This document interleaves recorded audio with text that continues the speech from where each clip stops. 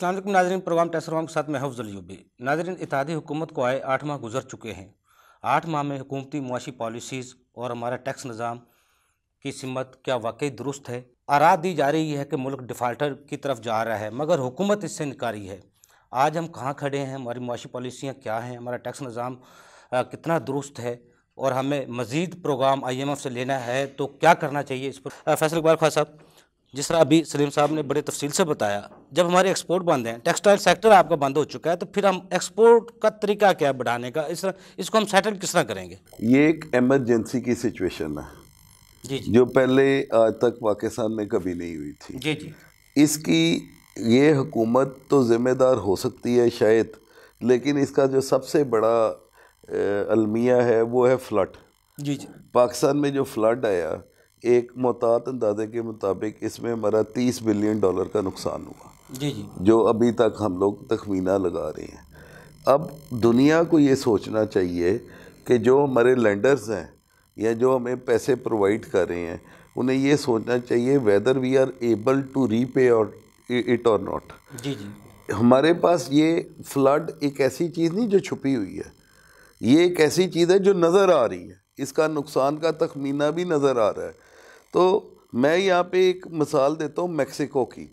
एक दफ़ा हिस्ट्री में हमने पढ़ा कि मैक्सिको डिफ़ॉल्ट पे इसी तरह चला गया, तो उन्होंने कहा जी हमें तो आप तमाम कर्ज़े ना सिर्फ रीशेड्यूल करके दें बल्कि हमें फ़र्दर फंड करें ताकि हम अपनी इकोनॉमी को स्ट्रेंथन करें और फिर हम आपके कर्जा जात पे करने के काबिल होंगे। जी पाकिस्तान तकरीबन उसी वर्ज पे आज खड़ा है। जी तो बेसिकली सबसे इम्पोर्टेंट ये है कि हमें अपना थिंक टैंक बदलना पड़ेगा। आप बात करें उन एक्सपोर्ट्स की जो हमारी रवायती एक्सपोर्ट्स थी, जैसे हम टेक्सटाइल की बात करते हैं, उसका रॉ मटेरियल हम इंपोर्ट करते थे, उसे मैन्युफैक्चर करते थे और वो एक्सपोर्ट्स में चली जाती थी। हमें सोचने का तरीका बदलना पड़ेगा। फॉर एग्ज़ाम्पल हमें उन एक्सपोर्ट्स में आना पड़ेगा जिनके लिए हमें कोई इंपोर्ट करने की ज़रूरत ना हो। नहीं। फॉर एग्ज़ाम्पल सबसे इम्पोर्टेंट है IT एक्सपोर्ट्स। जी जी आपके साथ इंडिया है जो 1 अरब की आबादी है या इससे भी ज़्यादा है। उनकी परसों की रिपोर्ट जो मैं पढ़ा था, $177.9 बिलियन की IT एक्सपोर्ट 177.9 बिलियन की IT एक्सपोर्ट है। हमारी क्या है, $2 अरब, और बांग्लादेश हमारे जो बिल्कुल 71 में आज़ाद हुआ है वो $9 अरब में है। ठीक है, अब सबसे पहले तो हमें ये सोचना है कि अगर हम इंडिया से 5 गुना साइज़ में है कम, तो फिर $40 अरब की एक्सपोर्ट तो हमें IT से लेनी है। जी जी हमारे पास माइंड भी फर्टाइल है, लोग भी बड़े काबिल हैं, वही लोग जो बाहर के मुल्कों में जाके परफॉर्म कर रहे हैं। मैं आपको वसूख से कहता हूँ, मैं दुबई में एक जगह मौजूद था, तो उन्होंने कहा जहाँ हमें क्वालिटी माइंड चाहिए होता है हम पाकिस्तानी लेते हैं, जहाँ पे हमें हार्ड वर्क का चाहिए होता है वहाँ पे हम इंडिया और बांग्लादेशी लेते हैं।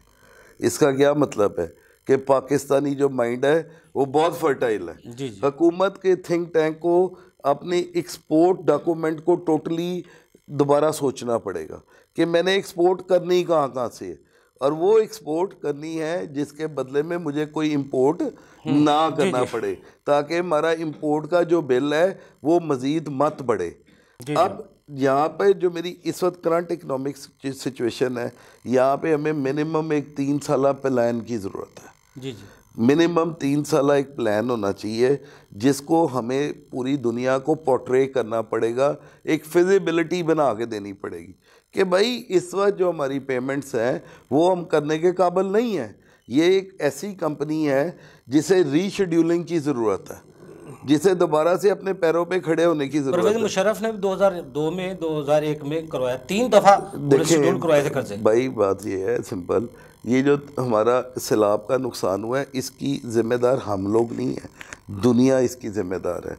ये क्यों हो रहा है कि ये जो हमारी पोल्यूशन बढ़ी जिसने ग्लोबल वार्मिंग निकाली, पाकिस्तान में तो जो कार्बन एमिशन है वो 0.29% से भी कम है।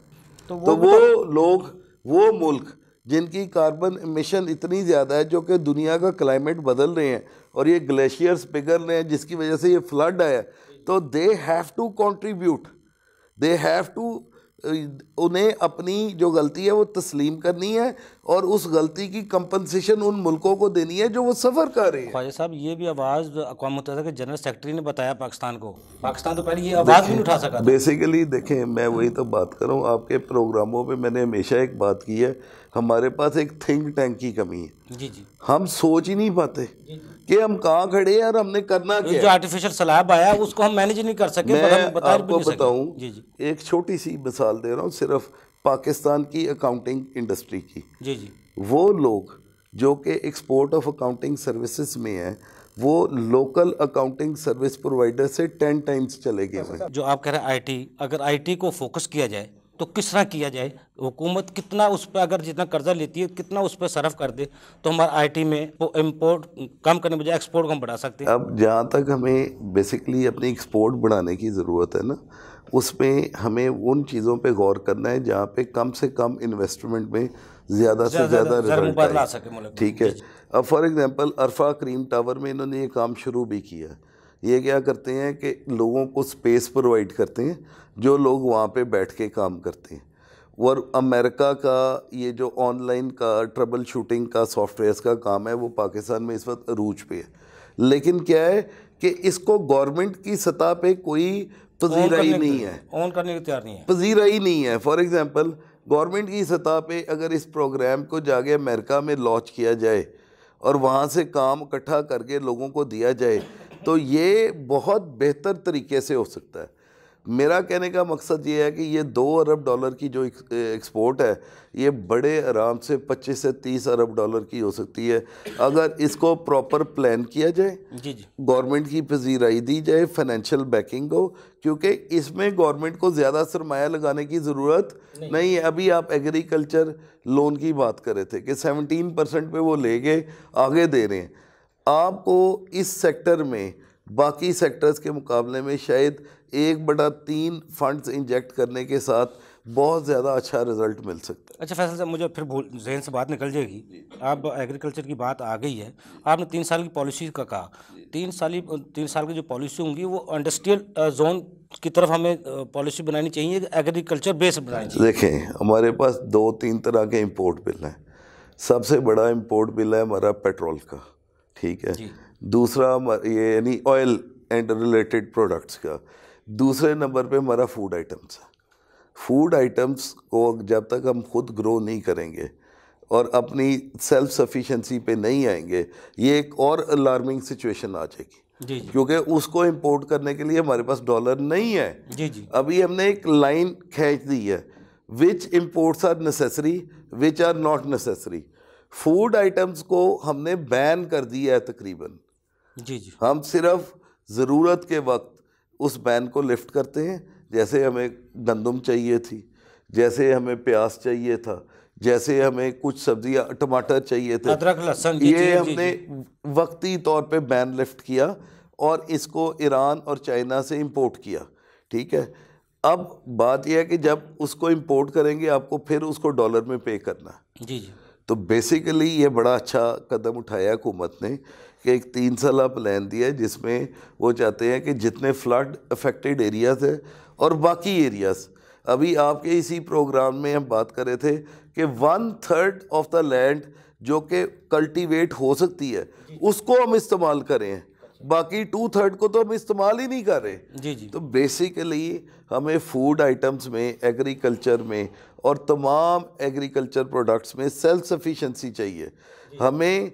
आपको शायद इसका इल्म नहीं है या होगा, चाइना में एक वक्त था जब वो ताजर जो फूड आइटम को एक्सपोर्ट करते थे, गोश्त को एक्सपोर्ट करते थे, उन्हें वो सरेआम फांसी दे देते थे। जी जी। ये पुराने वक्तों की बात है जब चाइना डेवलप हो रहा था। अभी उस वक्त क्या था, वो कह रहे थे कि ये वो चीज़ें हैं जो हमारी आवाम को चाहिए। जी जी। अगर ये चाइना से बाहर जाएंगी तो वो ताजर जो है उनको सरेआम सजाए मौत दे दी जाती थी। तो पहले तो हमें अपना सेल्फ सफिशेंसी पे आना है, हमें उस पर्टिकुलर वर्ज पे आना है कि हमें फूड आइटम इंपोर्ट करने की ज़रूरत ही ना हो। अच्छा फैसल साहब, दूसरी चीज़ जो बहुत इम्पोर्टेंट है, सलीम साहब की भी मैं इसमें रहनुमाई भी चाहूँगा और साथ मुशावरत भी। इंडिया ने एक नया काम किया। इंडिया ने रशिया के साथ एक पैक्ट किया है जिसमें अब वो ऑयल की पेमेंट इंडियन करेंसी में करेगा। जी जी। इन्होंने एक नया बैंक बनाया है कि वो कहते हैं हम आपको रुबेल में पेमेंट नहीं करेंगे, will pay you in Indian currency. जी जी। पाकिस्तान का इस वक्त जो सबसे बड़ा डिलेमा है वो है ऑयल इंपोर्ट। ऑयल इंपोर्ट हमें डॉलर्स में पे करनी पड़ती है। हमें इमीडिएटली अपने माशियात के जो माहिर हैं उन सबको इंडियन पैटर्न पे वर्किंग करके पाकिस्तान के लिए एक सलूशन निकालने के लिए कहना चाहिए कि जो भी इंपोर्ट होगी, जो भी मेजर इंपोर्ट होगी पाकिस्तान में, उसकी अगर पेमेंट हम पाक रुपीज़ में कर सकें और उसको कैसे इन्होंने बनाना है और उसमें क्या स्टेप्स लेने की ज़रूरत है, ये इनको इंडियन रिज़र्व बैंक से सीखना चाहिए। देखें इस वक्त है हमारी सर्वाइवल की जंग। जी जी। सर्वाइवल की जंग में आपको हर वो कदम सोचना है जी जी। जिससे आप अपनी बचत कर सकते हैं। थर्ड हमारा सबसे बड़ा जो मसला है वो ये है कि अननेसेसरी इंपोर्ट्स बहुत ज़्यादा है। जी जी। अननेसेसरी इंपोर्ट्स जो है उसमें हमें अपना कंज्यूमर पैटर्न कर्व करना पड़ेगा। हमें बड़ी गाड़ियाँ छोड़नी पड़ेंगी, हमें छोटी गाड़ियों पे आना पड़ेगा। छोटी गाड़ियाँ होंगी तो कम फ्यूल होगा। आप ईरान की मिसाल ले लें, ईरान ख़ुद एक ऑयल प्रोड्यूसर है, मेजर ऑयल प्रोड्यूसर है, लेकिन वहाँ पे पेट्रोल राशन करके मिलता है। एक फैमिली को 5 लीटर डेली से ज़्यादा पेट्रोल लेने की इजाज़त नहीं है। पाकिस्तान में इसको हम कैसे कर सकते हैं? पाकिस्तान में हम इसको ये कर सकते हैं कि एक फैमिली को कह दें कि आपका ये 5 लीटर जो है वो स्टैंडर्ड रेट पे है। अगर आपको इससे ज़्यादा पेट्रोल चाहिए तो आप 2 गुना रेट पे ख़रीदें। हमने अपनी इकोनॉमी को बचाना है। इकोनॉमी को बचाने के लिए हमें ड्रास्टिक स्टेप्स लेने पड़ेंगे। जिस तरह बिजली का 300 यूनिट पे आपको फ्यूल चार्जेस नहीं लगेंगे, उससे ऊपर लगेंगे। अब जिसको फ्यूल फालतू चाहिए 5 लीटर से, ठीक है, वो फिर उसकी जस्टिफिकेशन जो है वो यही है कि उसको डबल रेट पे दिया जाए। फिर लास्टली हमारा सबसे बड़ा एक और बिल है, वो है एजुकेशन, जो कि हमारे बच्चे बाहर जाते हैं। जो बच्चे बाहर पढ़ने जाते हैं उनके लिए एजुकेशन का जो बिल है वो भी हमारे सरकारी ख़जाने पे एक बहुत बड़ा बोझ है। यहाँ पे इस तरह का कोई आइडिया फ्लोट होना चाहिए कि वो वालिदैन जो बच्चों को बाहर भेजना चाहते हैं वो आउटसाइड पाकिस्तान फॉरेन करेंसी खुद अरेंज करें और उसकी पेमेंट पाकिस्तान में बैंकों के थ्रू पाक रुपीज़ के ज़रिए हो।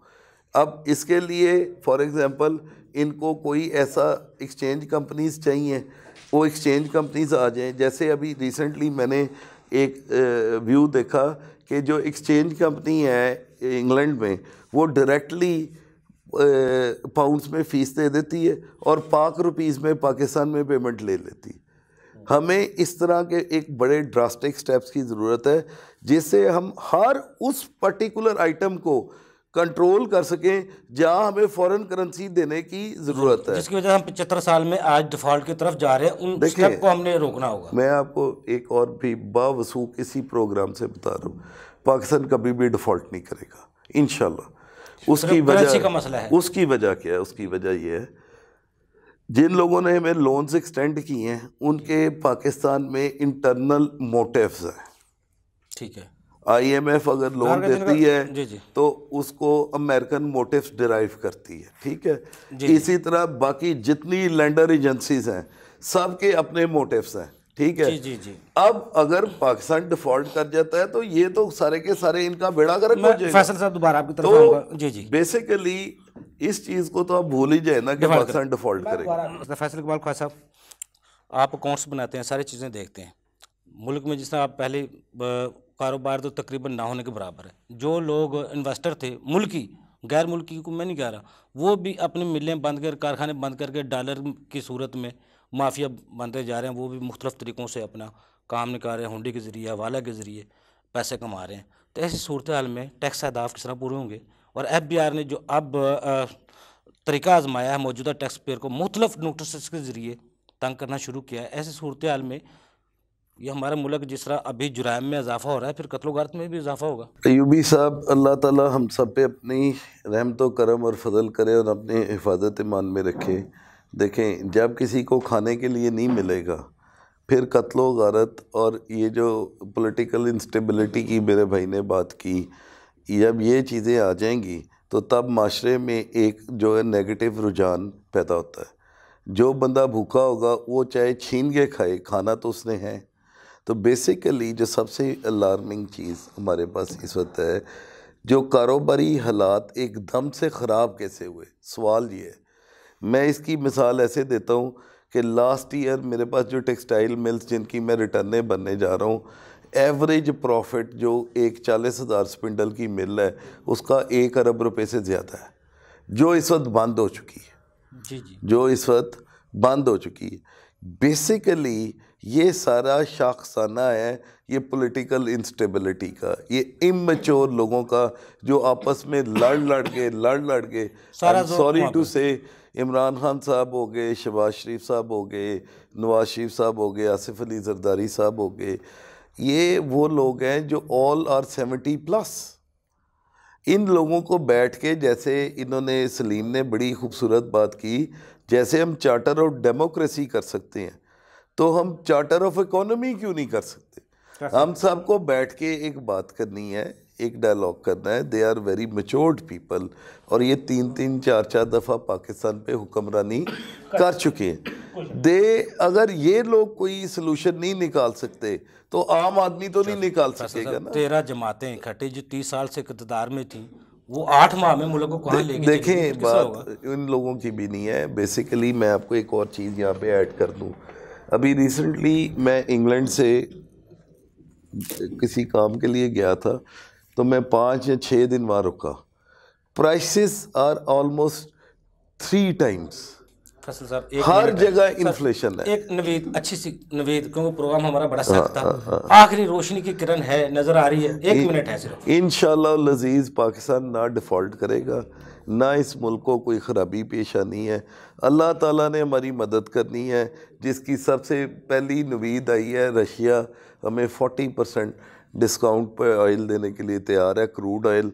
और इंशाल्लाह लजीज आप देखेंगे आइंदा आने वाले 1 साल में यही चीज़ें जो आजकल डिफ़ॉल्ट की बात करें, ये इकोनॉमी का रूल है, ये वापस होनी होनी। फैसल इकबाल ख्वाजा साहब आपको बहुत शुक्रिया, सलीम महमूद साहब आपको बहुत शुक्रिया, फैसल अफंदी साहब आपको बहुत शुक्रिया। नाज़रीन, फैसल इकबाल ख्वाजा साहब ने बात निचोड़ निकाल दी। God helps those who help themselves.